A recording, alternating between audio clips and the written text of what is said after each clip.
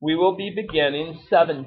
And like I said, kind of blending it back in with what we were doing in 6-1 and 7-1 to get us a little bit of help. So for instance, here at the start, when we're multiplying, we're still going to add the exponents. We're like, oh crap, now he's getting fractional ones. Okay? And this is going to happen. And sometimes they may not have the same denominator, which is why I've been harassing some of you that want to keep going to decimals on everything. Fortunately, here we're lucky. They both have a denominator of 2, so a half and 3 halves would be 4 halves, but of course, we're not going to leave it that way. What's 4 over 2? 2 or 2 over 1, and what's 3 squared? 9. So we're going to take those exponent properties that we were talking about yesterday and kind of start to apply them here. But again, we have to be cautious. Okay, power to power, multiplying the exponents. This 2, okay, bless you, 3 halves is my exponent on 4. This squared does not go to 4 and to the 3 halves. This is one piece. So my 2 goes to here. So basically what we're looking at then is 3 halves times 2, oh bless you, or 2 over 1. So again, some of you with fractions, if you don't put the 2 over 1, some of you have been multiplying 2 to the numerator and denominator. We don't want that to happen. So if I multiply across, 6 over 2 is 3, and 4 cubed is what? 4 to the 4th is 256. It would, 64. And again, on problems like these, the process of getting there is almost as important as the answer is going to be. Now, I will admit, when you get to the next one on 3, you have options. You can either distribute the exponent through and have 9 to the 1/2 times 4 to the 1/2, and then just simplify each, because taking something to the 1/2 power is the equivalent of what? No. 1/2 power, yes, is the equivalent of having the square root of something, because the exponent's 1, my root is 2. So what's the square root of 9? 3. The square root of 4 is 2, and I can get the answer. But I also could follow order of operations and go, okay, 9 times 4 is 36. 1/2 is the same thing as square root. So the square root of 36 is 6. You have options, okay? I just want you to know of all of them so you can pick the one that, makes the most sense to you. Radicals, same thing. Uh-oh, negative exponent. Well, I know with the negative exponent, I have to flip it. So it flips down to the bottom. The exponent becomes positive. We just said 1/2 is the same thing as what? Like the square root of 25, it's just 1/5. Because the square root of 25 is 5. Okay? The biggest thing with negative exponents is remembering it doesn't make your answer negative. It just means that you're going to flip that over, take its reciprocal, and that's where your answer is going to come from.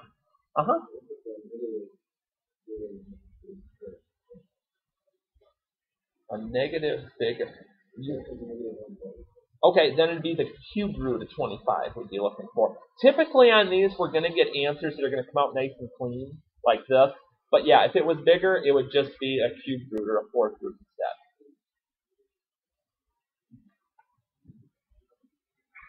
The exponent, yeah. We're going to leave our base alone. So here, my bases are the same, 6. But you're right. I'm going to subtract the exponents, right, which would be 4 halves, right, which would be 2. 6 squared is 36. Now again, do I have to do every single one of these in the way through? Not necessarily. If I can look at this and say 5 over 1 is, oh, that's 4, 4 over 2 is 2, and go right to here, that's fine, okay? But again, take your time. It's going to be my speed demons that are going to make all the little mistakes on these. So be cautious, be cautious, be cautious. Nice, okay? Each of these, again, if you want to look at it in a different form, if looking at it exponentially right now, just you're like 8 to the 1/3, you can always look at it and say, oh, it's the cubed root of 8 over the cubed root of 27. And especially if you decide that you're going to jot something with the chart down or something like that, I can plug each of those into my calculator too. Cubed root of 8 is 2. Cubed root of 27 is 3, 2/3. So you see how the exponent stuff we were dealing with yesterday starts to come into play now. Because things are going to start expanding. Now, sometimes that's going to make life easy, and sometimes, well, what if I just left it this way? Ask that question one more time. Here, if I wasn't looking at them and knowing what my cubed roots are, I could take each of these and put this into the calculator as 8 to the 1/3 and it will come out, or 27 to the 1/3 and it'll come out. I wouldn't suggest putting it in the calculator as 8 over 27 to the 1/3 because then you're going to start getting decimal answers, and we don't necessarily want to see the decimal answers. Okay? Good question. So when you start to get into a few more of the examples down below, you start to take a peek and we go, okay, multiplying with a like base, what do I do with the exponents? Add them. Uh-oh. Add them. 1/2 plus 1/4. What's my problem? Different denominators. So what's my common denominator going to be? 4. So 1/2 is 2/4.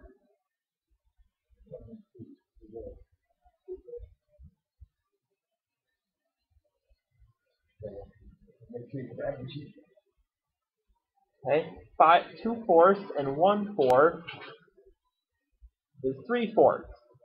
You can absolutely leave an answer that way. I don't want to see the goofy little decimal that comes with this. Okay? So if you start with fractions, keep it as a fractional exponent. If you start with a radical, we're going to try and finish with a radical. So let's see here. Ooh. Now this looks a little more interesting. Distribute to my exponents. So I look and I say, okay, 1/2 of 2 is 1, so that's just 8. I can put 8 to the first. 1/3 times 2 is 2/3. And here's where the danger starts. Some of you are going to want to do something else here. You're going to want to multiply 5 together. Or you're like, well, I'll just make a common denominator, make it 3. I can't do anything else to this one because my bases are not alike.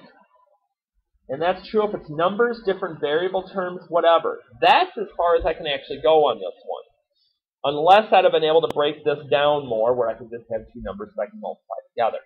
So sometimes your answers can look kind of odd, depending on how you're doing these, and it can kind of make life a little more interesting. But it's something we're just going to work around. Yes, if it were 8 and 8, in this case, I would have to find a common denominator and then add the exponent. Sort of like what we did in number 1. But since they're different, that's as much as I'm going to be able to do with that one. 3. Do pay attention to the negative. What's 4 times a negative 1/4? Negative 1. So I have 2 to the negative 1 times 3 to the negative 1. But I remember something. What do we do with these numbers with bad attitudes? We flip them. Because we don't like the negative exponents. So I've got 1 over 2. And I could put the 1 there if I wanted to. Times 1 over 3. And I just multiply across. 1/6. Someone would be saying, yeah, but your bases aren't the same. Right. But I got these into formats where I don't have these other exponents there, so I can simplify it some more. And it just basically starts to become how comfortable I am with the radicals. Again, exponents through, I go, all right, let's see. I've got 27 to the 2/3. And 2 times 1/4 is 2/4, that's a half. So I'm looking at this, I'm going, well, not the same base, so I can't put them together. So maybe I'm done. And I have to look at it for a minute. Always look at that number that you see in the denominator. That's my root. Is something to the 3rd power equal 27? 3. So here's how this works. If this root tells me I can break this down, I need to. So this actually becomes 3 squared. Let me put it up here this way so you can kind of see what we're up to. Okay, we've got the cubed root of 27 and we're squaring it. That's putting this into its radical form. When I do that, the cubed root of 27 is where my 3 is coming from. And now I can square it, which gives me 9. There is no square root of 6 that's perfect. So I'll just leave that in its exponent form. I'll reduce what I can, but I can't necessarily reduce every piece every time. So that can get to be a little bit odd. Definitely a little bit odd. 5, same dilemmas we had in number 1. It's a little bit bigger. I know some of you told me before they're a little bit small in the back. Hopefully that'll help a little bit. Alright, what do I have to do to my exponent since I am dividing?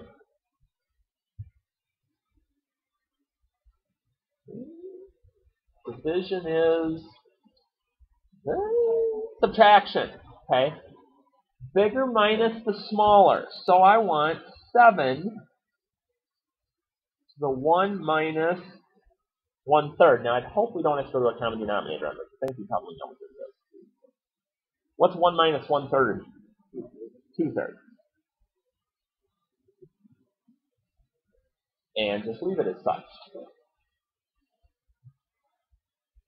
Sometimes, okay, this 4th out here, let's just turn these into exponents and see what happens. What's my numerator going to look like? Is it x to the 3/4 or x to the 4/3? 3/4, because it's exponent over root. Switcheroo, what about y? Okay, now let's look at this. Can I do anything else to this? Currently, I can't. I have different bases. So, yeah, I can't do anything. So we're going to leave that here. We'll get to something called rationalizing the exponent. That'll be a little bit later on. All right, one more with denominators here. Division, same base. What's my common denominator going to be? 6. So when I first look at it as 5/6 minus 2/3, it'll be 4/6. 1/6. And it stays up top because that's where the larger value is. And if you're not sure between 5/6 and 2/3 what's bigger, or you can always punch in the calculator and get a decimal C. You're like, whew, Harty, you're almost to the end. I am. So as I bump up a little, use the properties of radicals to simplify. Let me make a note of something here. Your roots must be the same to combine when you get to problems like this.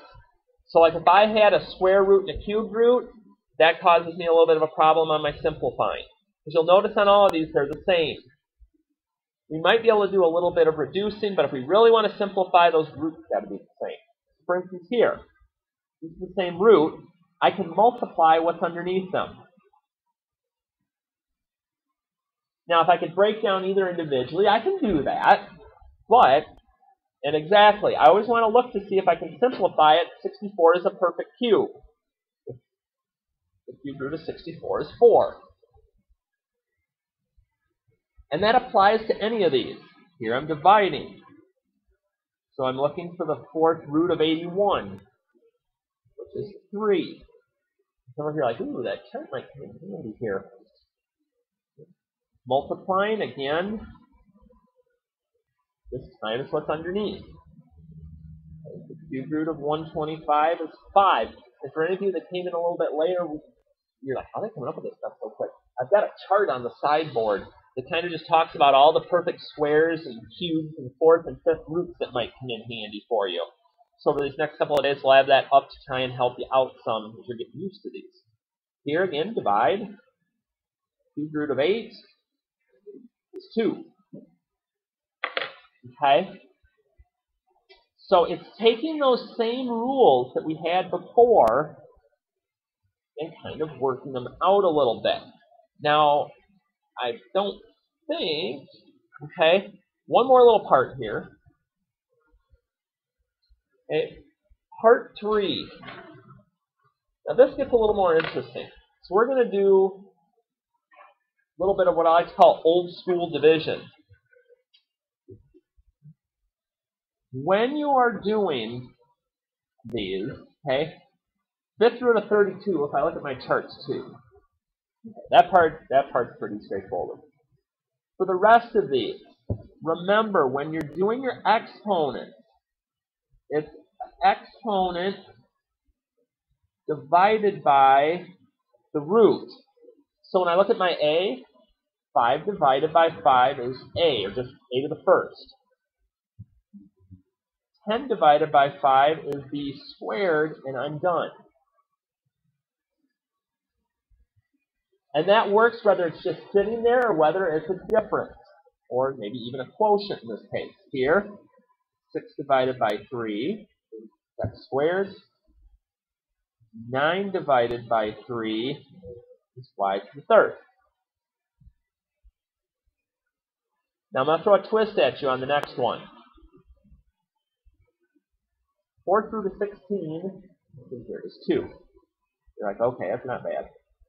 4 divided by 4 is 1. Uh-oh. 4 doesn't go evenly into 9. How does this work? Okay, here's how this is going to work. It is old school, grade school division time. If I take my exponent, and I go old school, say divide by 4, how many full times does 4 go into 9? Twice. Okay. So those 2 whole times I'm going to put in out here. What's my remainder? Okay, my remainder is 1. If I have a remainder, I need to make myself a little radical here with my root, and that remainder has to stay in here. So let me go over this again. E to the 9th, 4 goes into 9 twice. That gets out of the radical. Whatever my remainder is, stays underneath. And that only happens if it doesn't go in evenly. So like for f, how many times does 4 go into 20? 5. Oh, I should give myself 1 minute. F to the 5th. So the only thing left under the radical is that e. That one single lonely e. So we got to go old school if it doesn't work. This one, don't worry about all this. Just look at the exponents. 4 to 32. 8. Done. And no, you do not have to multiply that out. Please do not. Okay. So that's how these are going to work. So here's the deal. The book part that we were going to do yesterday for 7-1, I do want you, now that you've had some practice, to play with that some. So I'll get that up here. Actually, let me just grab a piece of paper. It's going to be easier for me to write it up here. So I know if I don't, some of you are going to be like, what? So, okay, here is what we are looking at assignment-wise. From the 7.1 that we were doing yesterday, that was, I believe, on 404. we're looking at 13 to 22. And again, these are short, so don't panic here. 30, 32, and 34. Again, that's off of what we were doing yesterday that we sort of reviewed at the start of class. For what we're doing today, that's on 411. And I'm all over the place with my numbers. I apologize, but I wanted to hand pick ones that I thought would be good.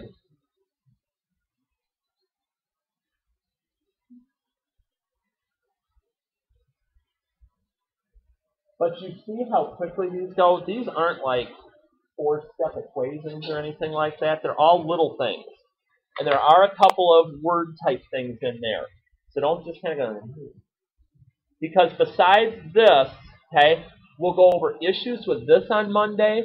We'll go over a quiz preview in class together, working through it, kind of reteaching it all on Monday. And then Tuesday will be the double hammer. It'll be the quiz, and I'm going to do a mini homework check because I want one more grade of each of those in before parent-teacher conferences. So that's kind of the route we're running. So don't forget your book at home over the weekend. I mean, here over the weekend. Bad. Okay?